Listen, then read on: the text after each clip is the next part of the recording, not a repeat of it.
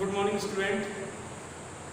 आशा करता हूँ और उम्मीद करता हूँ कि आप लोग ऐसे कोविड समय में सुरक्षित होंगे, घर पर सुरक्षित रहे होंगे और आपका परिवार भी सुरक्षित रहेगा।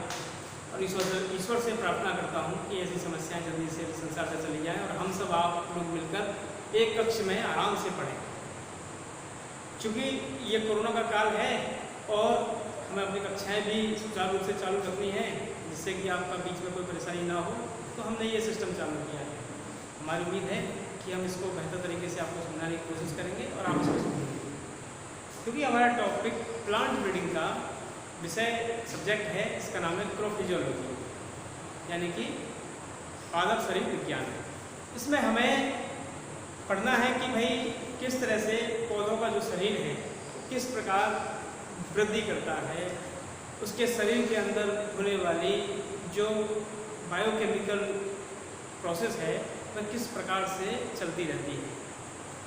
क्योंकि आप लोग अपने आसपास के वातावरण में देखते होंगे, और क्योंकि आप एग्रीकल्चर सब्जेक्ट से हैं, तो एग्रीकल्चर सब्जेक्ट में सीधी सी बात है कि ग्रामीण परिवेश के लोग ज़्यादा लोग जुड़े हुए रहते हैं, और जो लोग एग्रीकल्चर में आ जाते हैं तो वो तो अन्नदाता ही होते हैं एक तरह से। तो फिर इसमें क्या होता है कि आप लोग अपने आसपास के वातावरण में देखते हो कि जब आप कोई छोटा सा एक सीड या बीज मिट्टी में रख देते हो अपनी पसंद का कोई भी पौधा उगाने के लिए या फसल उगाने के लिए, तो आप देखते होंगे कि उस बीज में से अंकुरण होता है, सीड का जर्मिनेशन होता है। सीड का जर्मिनेशन होकर उसमें से जो प्लांट निकलता है वह प्लांट धीरे धीरे बड़ा होता है। आप ही के सामने सारी चीज़ें होती हैं। फिर आप एक समय आने पर आप देखते होंगे कि भाई उस जो पौधा बड़ा हो रहा है उस पर विभिन्न प्रकार के मौसम का भी प्रभाव पड़ रहा है। कभी तेज़ धूप होती है, कभी रात होती है, कभी दिन होता है, कभी बरसात आती है। तो इस प्रकार की क्लाइमेटिक कंडीशन से गुजरते हुए पौधा धीरे धीरे बड़ा होता चलता है। फिर आप देखते हो कुछ समय बाद कि भाई उस पौधे पर फूल आते हैं, कलिकाएँ बनती हैं, उसकी शाखाएँ बड़ी बड़ी हो जाती हैं, पत्तियाँ भी पहले छोटी होती हैं, पत्तियाँ बाद में बड़ी हो जाती हैं, कुछ पत्तियाँ गिर जाती हैं। तो आप उस पौधे के आसपास देखते हो। बाद में आप महसूस करते हो कि वही जो कलिका थी, जो बर्ड थी, वह धीरे धीरे बड़ी हो जाती है और उसमें से एक फल का निर्माण होता है, फल बनता है। और वही फल फिर आप देखते होंगे कि फल शुरू जैसे कि आम है, शुरू में आता है तो हरा रंग होता है, छोटा होता है, उसको समय से पहले पकने से पहले उसको खाएंगे तो खट्टा भी होता है स्वाद। लेकिन बाद में आप देखते हो कि वह पक जाता है तो उसका स्वाद मीठा हो जाता है, उसका रंग भी बदल जाता है। तो इस प्रकार की प्रक्रियाएँ आप लोग अपने जीवन में आए दिन देखते रहते होंगे। हर मौसम के अपने अलग अलग फल होते हैं, हर फल का अपना अलग अलग स्वाद होता है, अपना अलग अलग महत्व होता है। आप भी देख रहे होंगे कि एक ही मिट्टी में या एक ही खेत में अलग अलग फल के पौधे हों तो सबके अंदर अपना अपना अलग अलग स्वाद होता है। तो ये सारी चीज़ें जो हमें मिट्टी की फर्टिलिटी से और पौधे के बनने वाले प्रोडक्ट तक जो हमें मिल रही है, जो हम देख रहे हैं, वो सारी चीज़ें होती हैं कि हम कहाँ पढ़ते उसको फिजियोलॉजी के अंदर, कि किस प्रकार से ये सब हमारे आसपास होता है, हम उसको देखते हैं। फॉर एग्जांपल, जैसे कि आप जब क्रोफिजियोलॉजी पढ़ना शुरू करते हो तो आप देखते होंगे कि भाई हमने सबसे पहले इसमें पढ़ना होता है मिट्टी की फर्टिलिटी के बारे में, जिसको हम बोलते हैं सॉइल फर्टिलिटी।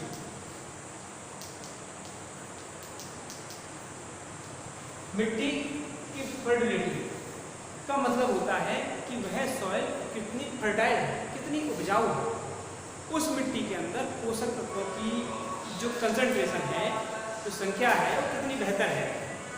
ये बहुत इम्पोर्टेंट मायने रखता है। अगर मिट्टी है तो सीधी सी बात है कि मिट्टी के अंदर जो मिट्टी का पीएच होता है, जो उसकी पीएच वैल्यू होती है, वह 0 से लेके 14 तक होती है। क्योंकि हम ये मानते हैं कि 0 से लेकर और 14 तक आने वाली जितनी संख्याएं हैं उनमें से अगर संख्या 7 होती है तो वह होती है मिट्टी न्यूट्रल,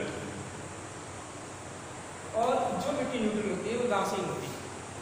तो क्या आप जानते हो कि 0 पर आने वाली मिट्टी होती है एल्कलाइन और 14 पर आने वाली मिट्टी होती है बेसिक, क्षारीय। तो यही दोनों जो चीज़ें होती हैं, इसके बीच में ही मिट्टी का संतुलन हमें बनाना पड़ता है। क्योंकि अगर मिट्टी एल्कलाइन होगी तो वहाँ पर फसलें नहीं जर्मिनेट कर पाएंगी, या उनके हिसाब से विशेष प्रकार की जो फसलें होती हैं वह हमें यहाँ पर जर्मिनेट करानी पड़ती है। दूसरी बात होती है कि क्षारीय, अगर मिट्टी का pH 7 से लेकर 14 तक के बीच में है, जितना pH बढ़ता चला जाएगा उतना ही मिट्टी खराब होती चली जाएगी, मिट्टी क्षारीय हो जाएगी, यानी मिट्टी के अंदर नमक की कंसंट्रेशन ज़्यादा हो जाएगी। समझने का मतलब यही है। 7 अब हम समझते हैं कि हमारे लिए बेटर मिट्टी का अच्छा जो pH होता है वो कौन सा होता है, तो 6 से लेकर 8 तक के बीच का जो pH होता है बेटर माना जाता है। 6 to 8 जो pH होता है मिट्टी के लिए बेटर माना जाता है, जैसा कि हम लोग जानते हैं। उससे आगे पीछे जो pH बढ़ता है मिट्टी का, उसमें मिट्टी ज़्यादा पौधों के लिए उपजाऊ नहीं होती है, ज़्यादा बेटर नहीं मानी जाती है। जैसे कि अगर आप सोचो कि सर नींबू का पौधा तो खट्टा होता है, इसका फल होता है खट्टा होता है, क्या वो खट्टी मिट्टी में या एल्कलाइन मिट्टी में हो सकता है? नहीं हो सकता, क्योंकि पौधा उसको नहीं ऑब्जर्व कर पाएगा, पौधे की जो रूट्स हैं उसके अंदर गल जाएंगी। तो वही चीज़ें हैं कि भाई हमें ये सारी चीज़ें समझने से पहले थोड़ा सा पता होना चाहिए कि हम लोग जब क्रॉप फिजियोलॉजी पढ़ रहे हैं तो हमें उसका बेसिक ज्ञान होना चाहिए कि मिट्टी की फर्टिलिटी कैसी है। हमारे आसपास वातावरण में हमारी जियोग्राफिकल जो कंडीशन है उसके हिसाब से मिट्टी के pH में बदलाव होता रहता है जगह जगह। जैसे कि आप लोग देखते हो कि भाई हमारे गांव में ही अलग अलग प्रकार की मिट्टी है, कहीं मिट्टी काली है तो कहीं मिट्टी दोमट है, कहीं मिट्टी बलुई है, कहीं मिट्टी रेगुलर मिट्टी है। तो इसमें आप लोग ना भी देखते होंगे कि कहीं गांव में ऐसी भी जगह रही होगी या है जहां पर कि मिट्टी बिल्कुल ही अनउपजाऊ है, किसी मतलब की नहीं है। अब वहाँ देखते हो तो मिट्टी पर सफ़ेद सफ़ेद रंग की एक सफ़ेद परत चढ़ी हुई होती है, तो वो भी मिट्टी के लिए उपजाऊ नहीं मानी जाती है मिट्टी। तो इसलिए मिट्टी का उपजाऊ होना बहुत मायने रखता है कि मिट्टी की फर्टिलिटी कितनी बेहतर है। अगर कोई मिट्टी एल्कलाइन है तो उसमें कुछ ऐसे फर्टिलाइजर डाले जाते हैं जिससे कि मिट्टी की एलिनिटी खत्म हो जाए। अगर कोई मिट्टी सैलाइन है तो उसमें भी कुछ ऐसे फर्टिलाइजर और न्यूट्रिएंट मिलाए जाते हैं जिससे कि मिट्टी की सैलिनिटी यानी ज़्यादा प्रभावित ना हो और वह फर्टाइल हो जाए। ऐसा होता है, किसानी करते हैं। कुछ उसके अलावा बायोलॉजिकल एजेंट जैसे कि गोबर है, गोबर की खाद, ये सारी चीज़ें मिलाई जाती हैं, तो ये इसको क्या करती है, फर्टिलिटी प्रोवाइड करती है मिट्टी को। ठीक है, उसके अलावा क्या होता है मिट्टी के अलावा कि सॉइल फर्टिलिटी के अलावा दूसरा होता है फर्टिलाइजर।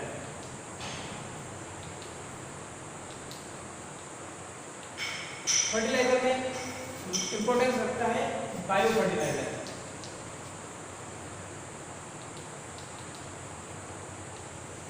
बायो फर्टिलाइजर क्योंकि सरकार का जोर है कि हम फसल उगाने के लिए केमिकल रसायन या हम कह सकते हैं रासायनिक फर्टिलाइजर का उपयोग कम से कम करें, और ना ही करें तो अच्छी बात है, क्योंकि रासायनिक जो फर्टिलाइजर होते हैं हमारे लिए, हमारी सेहत के लिए नुकसानदायक होते हैं।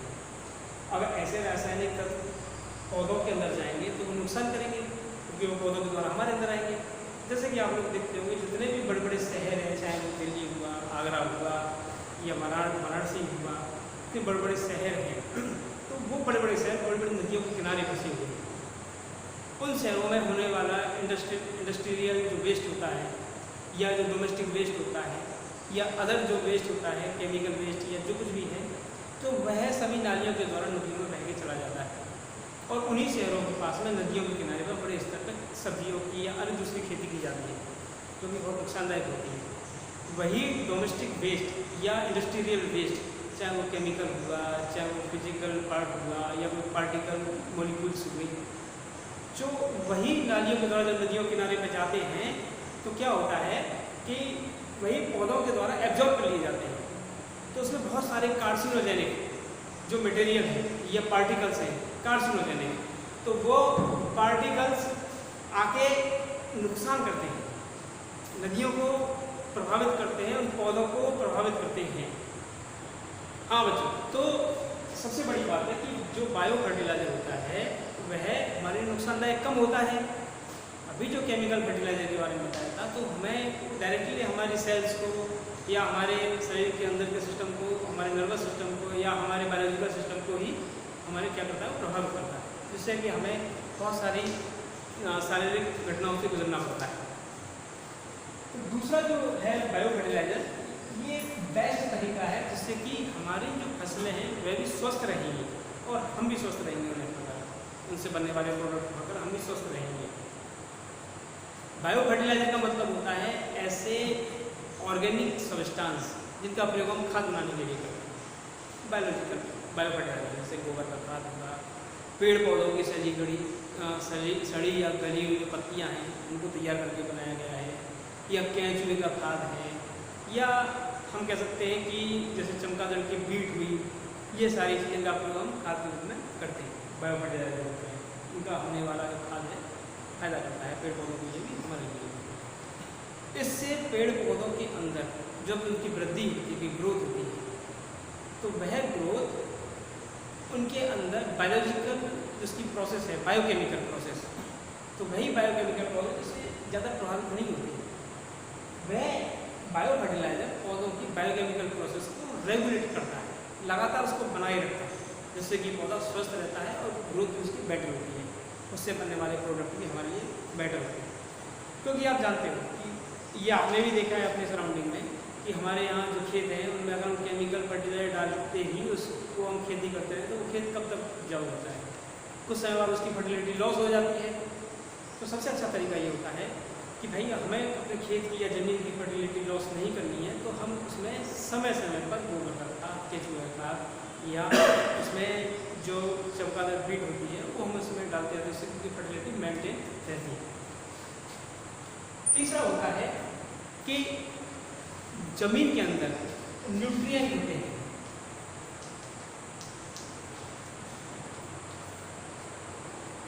वह कितने बेटर है न्यूट्रिएंट, क्योंकि समय समय पर हमें अपने ज़मीन की जो मिट्टी है उस मिट्टी की भी हमें टेस्टिंग कराते रहना चाहिए, सॉइल टेस्टिंग करानी चाहिए। जहाँ पर सॉइल टेस्टिंग सेंटर होते हैं वहाँ पर ले जाके मिट्टी के सैंपल को ले जाना चाहिए। उससे पता रहता है कि हमारी मिट्टी के अंदर किस न्यूट्रिएंट की कमी है या किसकी अधिकता है। जिसकी अधिकता है उसको किस तरह से मेंटेन करना है, जिसकी कमी है उसको किस तरह से हमें उसमें और मेंटेन और न्यूट्रिएंट मीडियम को या न्यूट्रिएंट को डालना चाहिए। क्योंकि जब ये न्यूट्रिएंट ही ठीक से काम नहीं करेंगे तो वह हमारे, जैसे हम बात करते हैं धान की बात, धान में डिजीज़ होती है खैरा रोग, तो वह जिंक की कमी से होने वाला रोग है। जब मिट्टी के अंदर जिंक नहीं रहेगा या ख़त्म हो जाएगा तो सीधी सी बात है कि खैरा रोग होने की इसमें पॉसिबिलिटी ज़्यादा है। तो इसी प्रकार से बोरोन की कमी से पत्तियों में क्लोरोसिस हो जाती है, जैसे हरी नींद बोलते हैं। तो इस प्रकार के जो न्यूट्रिएंट होते हैं, चाहे वो माइक्रो न्यूट्रिएंट है या मैक्रो न्यूट्रिएंट है, इनकी कमी से होने वाले रोग भी या कमी होने पर भी पौधों में रोग हो जाते हैं या पौधा वृद्धि नहीं कर पाता है। एक ये हुआ। उसके अलावा पौधों में सबसे पहले चीज़ देखी जाती है कि भाई पौधे के अंदर अन्य दूसरी चीज़ में क्या कमी रह गई है, कि पौधा कौन सा पौधा किस तरीके से अपने आप को ग्रोथ कर रहा है, किस तरह से नहीं कर रहा है। तो उसके लिए सबसे इम्पोर्टेंट होता है कि पौधे के अंदर ग्रोथ रेगुलेटर,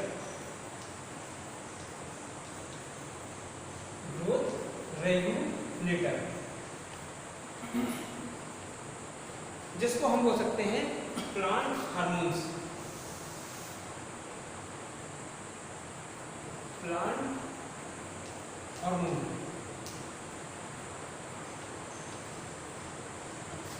प्लांट हार्मोन्स। अब ये हार्मोन्स क्या होते हैं या ग्रोथ रेगुलेटर्स क्या होते हैं? ग्रोथ रेगुलेटर्स हम कहें जो प्लांट हार्मोन्स होते हैं वे दो प्रकार के होते हैं। एक होते हैं पहला ग्रोथ रेगुलेटर और दूसरा होता है ग्रोथ इनहिबिटर।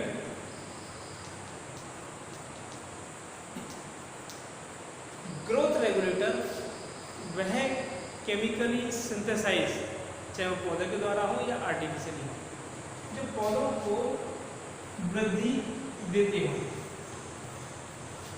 पौधों के अंदर ग्रोथ करते हो, पौधे के उगने से लेकर फ्रूट प्रोडक्शन तक सब कुछ बेटर तरीके से मेंटेन करते हो, उन्हें बोलते हैं ग्रोथ रेगुलेटर। जो केमिकल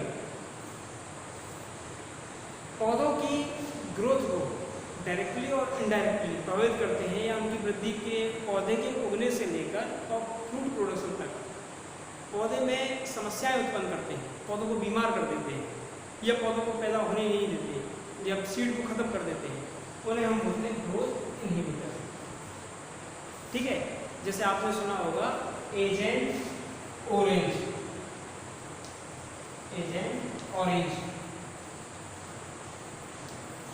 ये एक प्रकार का ग्रोथ इनहिबिटर है जिसका प्रयोग युद्ध में किया गया था अमेरिका के द्वारा वियतनाम में। ध्यान रखना, एजेंट ऑरेंज वो केमिकल होता है जिसने, जब अमेरिका ने वियतनाम के ऊपर इसका प्रयोग किया तो उसने जंगलों को लगभग 5 से 7 दिनों पूरे जंगलों को जला के राख कर दिया, सुखा दिया था पूरे जंगलों को। कहने का मतलब ये जो एजेंट ऑरेंज ये क्या होता है, ये ग्रोथ इनहिबिटर होता है। ठीक है, जो कि पौधे की ग्रोथ को रोक देता है या वहीं की वहीं उसको स्टॉप कर देता है या उसको खत्म कर देता है। उसके अलावा बहुत सारे ग्रोथ इनहिबिटर होते हैं, जैसे हम खेतों में वीडिसाइड का प्रयोग करते हैं तो वो क्या होता है, वो भी ग्रोथ इनहिबिटर होता है। ठीक है, तो जो ग्रोथ रेगुलेटर होते हैं या प्लांट हार्मोन्स होते हैं वो भी हमारी फसलों को या पौधों को प्रभावित करते हैं, जिससे कि हम उनसे फायदा भी ले सकते हैं और हम उनसे पौधों में होने वाली बीमारियों को भी कंट्रोल कर सकते हैं। ठीक है, तो सबसे पहले यही हम जानेंगे। अब तो प्लांट हार्मोन की बात चल रहे थे, ग्रोथ रेगुलेटर जो है वो किस प्रकार से पौधों के लिए हमारे लिए फायदेमंद है। जैसे कि मान के चलो कि आपने आम का पौधा लगाया है, समय आएगा पौधा वृद्धि करेगा, फोटोसिंथेसिस होगी, ग्रोथ होगी, कार्बन फिक्सेशन भी होगा, ट्रांसपिरेशन भी होगा, बहुत सारी ये बायोकेमिकल प्रोसेस होती है, फल का निर्माण होता है, फल बनता है। समय से पहले, फल पकने से पहले फल पौधे से टूट के अपने आप गिर जाता है बिना हवा चलना, या फल ज़्यादा मजबूत नहीं होता, कमजोर होकर गिर जाता है। ये क्या होती है, दिस इज टाइप पे डिजीज, या हम कह सकते हैं कि एक बायोकेमिकल प्रोसेस जो कि किसी कारणवश या किसी कमी की वजह से या अन्य कोई केमिकल की अधिकता की वजह से पौधे की प्रभावित हो गई है और फल जमीन पर टूट के गिर गया है। यानी कि फल को जो लेयर उस पौधे से जोड़ती है वह वीक हो गई है, कमजोर हो गई है, तो उसके लिए क्या करते हैं ऑक्सीजन नाम का कार्बन, जो कि पौधे के ऊपर छिड़काव कर देते हैं। उससे क्या होता है कि वह लेयर जो फल को पौधे से जोड़ के रखी हुई है वह कमजोर नहीं होती है और फल वहाँ पर जब तक पक ना जाए तब तक वो वहाँ पर लगा रहता है। इसके अलावा बहुत सारी ऐसे ग्रोथ हार्मोन्स होते हैं, जैसे कि हम बात करते हैं कि गेहूँ की, एक समय ऐसा आता है कि गेहूँ में क्लोरोसिस होने लग जाता है इसकी पत्तियों में, तो वो कुछ न्यूट्रिएंट की कमी की वजह से होती है। क्या होता है ऐसे टाइम पर कि हम उस ग्रोथ हार्मोन्स का छिड़काव कर देते हैं, तो उससे क्या होता है पत्तियों में जो उसके अंदर क्लोरोफिल्स मॉलिक्यूल होते हैं अपने आप को सिंथेसाइज करके बढ़ा लेते हैं, तो पत्तियों में क्लोरोसिस की डिजीज खत्म हो जाती है। तो ग्रोथ हार्मोन्स का ये फायदा होता है कि पौधे के अंदर जो प्लांट हार्मोन्स होते हैं वो किसी ग्लैंड के द्वारा तो सिंथेसाइज होते नहीं है, पौधों के कुछ विशेष भाग होते हैं जहाँ की इनकी सिंथेसिस पूरी होती है। जैसे कि पौधों के सबसे ऊपर के भाग में एपेक्स में होता है, पौधों के रूट के सबसे लास्ट में एपेक्स में होता है, या बड़ के एपेक्स में होता है। तो इस प्रकार की ये सारी चीज़ें सिंथेसाइज होती हैं। ठीक है, उसके अलावा जैसे कि हम लोग अब जैसे इक्रोफिजियोलॉजी का भाग हम पढ़ी रहे हैं, तो इसमें अब हम आगे से पढ़ेंगे ऑस्मोसिस एंड डिफ्यूजन। दूसरा लेक्चर अब हमारा होगा उसके बाद ही सेल के बारे में, जैसे कि हम सेल के बारे में जानेंगे। तब तक के लिए हम धन्यवाद करते हैं और ईश्वर से प्रार्थना करते हैं कि आगे आप लोग भी सुरक्षित रहें। धन्यवाद।